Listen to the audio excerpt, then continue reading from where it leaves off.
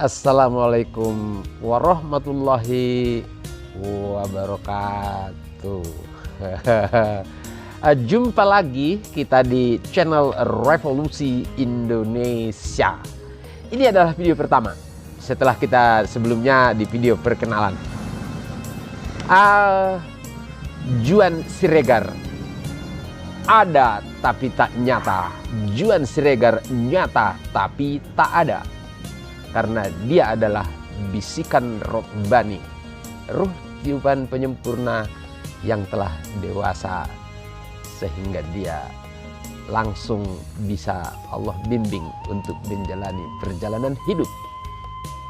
Semoga kelak semua bangsa Indonesia bisa menikmati hidup yang sama melalui bisikan robbani apabila kita telah mendewasakan sang ruh penyempurna tiupan.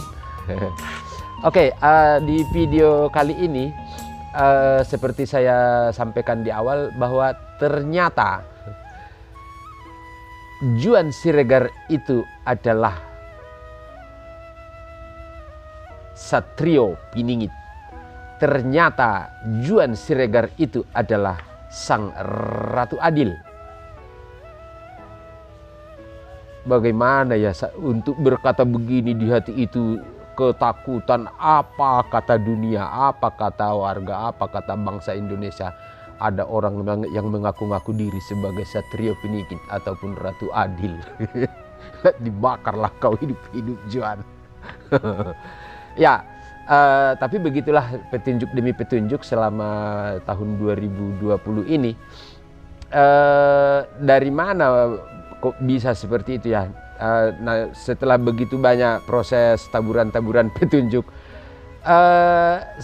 mungkin alasannya itu dari perjalanan masa lalu seperti yang saya lihat selama tahun 2020 ini, terutama selama membaca Al-Quran itu, petunjuk-petunjuk itu mengarahkan saya kepada berawal dari fakta bahwa video ini dibuat tahun 2019 kalau tidak salah, namun saya mulai membuat video itu tahun 2020 ya. Hampir 2 tahun video dibuat di channel Revolusi Indonesia, namun berapa coba? Subscribernya itu hanya ada 90 orang. 2 tahun 90 orang. Itu saking tidak atau sedikitnya orang Indonesia yang mengenal siapa itu Juan Siregar. Masih dipingit Allah. Makanya namanya Satrio Piningit. Itu yang pertama. Kemudian yang kedua, memang kalau misalkan katakanlah buku ditulis tahun 2008, 1 Januari 2008 selesai buku pertama. Buku kedua tulis lagi, saya membuat acara press release buku di Hotel Ciputra, mengundang semua media. Itu juga mungkin belum waktunya, masih dipingit. Bahkan masa itu malah disebut Juan Siregar itu manusia stres, manusia cari sensasi dari Pilang Payung Indah. Belum waktunya. Saya pikir 2018 atau setelah semua buku terakhir selesai, Rahasia Negara sudah mulai, ternyata juga belum. Kemudian saya pikir akan diperkenalkan ke publik itu 2018, ternyata belum, masih per orang. Itu kalau kita lihat di video-video sebelum bagaimana Juan Siregar telah menyampaikan isi buku ke per orang selama hampir 2 tahun dengan cara seperti itu.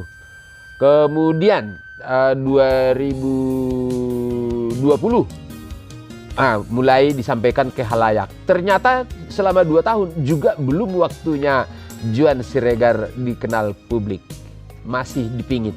Nah, ini baru per video sebelumnya memperkenalkan diri ke halayak.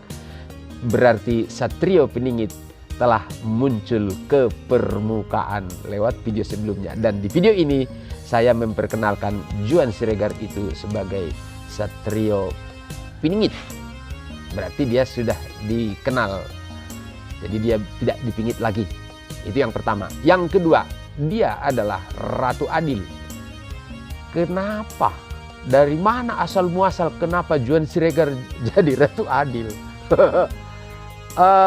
Berangkat dari tahun 1998.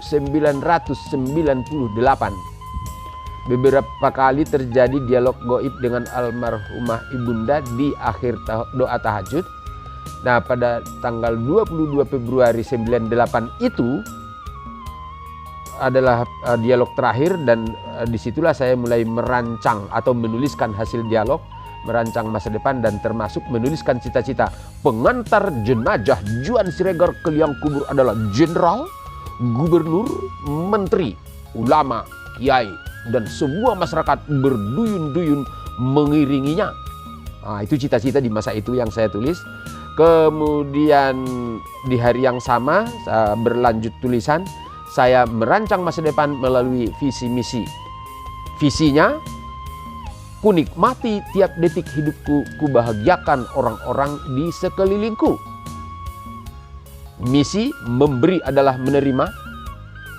Nilai, sebentar sebelum nilai. Moto, ukuran sukses seorang Juan adalah seberapa banyak orang lain yang dia bantu menjadi sukses. Nah, kita kembali ke belakang. Nilai, hanya satu kata, adil. Jadi saya waktu itu tidak tahu sebenarnya kenapa menulis adil, tetapi selama dialog di akhir tahajud itu memang kata-kata adil itu begitu dominan disampaikan, bagaimana kondisi bangsa kita karena ketidakadilan dan berbagai macam lagi penjelasan-penjelasan tentang adil itu sendiri. Makanya ketika menulis visi misi dan nilai itu hanya kata-kata adil yang tertulis. Apakah Juanda atau Juanda Siregar yang berkehendak menulisnya? Bukankah Juanda itu hanya sarjana bahasa Inggris, hanya guru bahasa Inggris yang tidak mengerti apa-apa tentang itu semua? Tapi begitulah bimbingan-bimbingan Allah itu yang mengarahkan hanya untuk menulis kata-kata adil. Dan pemahaman kata adil itu selama dialog-dialog itu mungkin yang mengantarkan sekarang bagaimana Prabu Jayabaya memprediksi munculnya Ratu Adil. Saya yakin kata adil itu benar-benar petunjuk dari Allah, makanya itu ditulis adil agar itu terangkai semuanya. Itu dua alasan kenapa Juan Siregar itu adalah Satrio Piningit dan dia adalah Ratu Adil. Itu alasan sejarah perjalanannya. Namun kalau saya melihat dari isi revolusi Indonesia sebagai buah dari 3 buku, Revolusi Spiritual Wujudkan Indonesia Kiblat Prestasi Dunia, Hati Nurani Bangsa Berzikir Sepanjang Masa, dan Rahasia Negara Harta Karun yang Tersembunyi. Jadi kata-kata adil itu memang mutlak yang kita butuhkan di zaman ini. Adil dalam hal apa? Yang pertama tentu adil dalam kita sebagai makhluk sosial berbangsa bernegara, baik dari pemerintah ke rakyatnya, dari kita sendiri kepada diri kita sendiri, itu bagaimana bersikap adil. Pemahaman adil itu tentu nanti akan kita lihat di ke depan. Kemudian adil kepada lingkungan. Satu contoh bagaimana ya kenapa cuaca, kelembaban udara.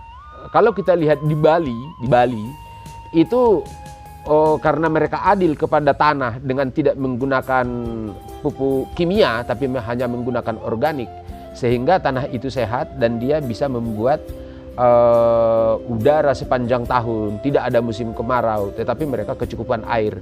Ini juga saya kira salah satunya mutlak kata-kata adil itu, dan itu adalah seperti saya ketika menulis buku Kencing Mengubah Zaman, itu target mutlaknya itu adalah bagaimana mewujudkan keadilan bagi tanah agar kita semua dari Sabang sampai Merauke hanya menggunakan pupuk organik. Kalau limbah rumah tangga tidak cukup, kalau sampah-sampah atau yang lain tidak cukup, seperti yang saya tulis, kencing mengubah zaman. Masih ada sumber yang tak pernah putus, yaitu air seni, apakah punya manusia, punya sapi atau kambing atau yang lainnya. Adil pada lingkungan. Kemudian yang tentu secara spiritual adil, bahwa usia manusia setelah Adam diturunkan ke bumi itu kita tidak beberapa ribu atau juta tahun, saya tidak tahu. Namun permusuhan antara manusia dan iblis itu terus berlangsung sampai begitu banyak perilaku-perilaku seperti yang Rasulullah bilang, perang perang hawa nafsu lebih berat dari perang Badar. Jadi di bab keempat buku Revolusi Spiritual berjudul Berita Kemenangan Perang Hawa Nafsu. Jadi menurut saya makna dari adil itu yang paling mendasar adalah keadilan, bahwa sudah saatnya manusia dipimpin oleh Allah, bukan dipimpin oleh hawa nafsu, atau bukan dipimpin oleh iblis. Nah, untuk pemahaman ini tentu nanti dengan lintas agama para ulama nanti dibahas. Keadilan yang paling mutlak adalah manusia bisa mandiri tanpa harus terpengaruh oleh keberadaan hawa nafsunya atau keberadaan iblis yang mempengaruhi perjalanan hidupnya. Tidak adil rasanya kita sampai jutaan-jutaan tahun terus dalam kendali kepemimpinan hawa nafsu atau kepemimpinan iblis. Ya, ini makna dari adil itu sendiri. Makanya Ratu Adil itulah sebenarnya intisari salah satu dari buku itu, bagaimana kita menikmati hidup yang adil dan makmur. Dan rakyat Indonesia tidak adil rasanya, bangsa atau negara yang kaya raya tapi ada rakyat miskin, itu tidak adil. Ratu Adil berarti akan membawa negara Republik Indonesia kaya raya, tidak ada satupun rakyat di Indonesia yang tidak kaya raya. Itu baru adil namanya. Makanya kenapa disebut mungkin Juan Siregar itu sang Ratu Adil. Oke, saya kira itu. Terima kasih. Semoga ini bagi masukan bagi kita semuanya, bagi para ulama, lintas agama, para ahli, pemerintah, untuk kita segera menyusun hikmah dari semua ini agar kita bersama-sama bersinergi gotong royong mewujudkan Indonesia negara bagai surga, pusat ilmu dan peradaban suci. Assalamualaikum warahmatullahi wabarakatuh.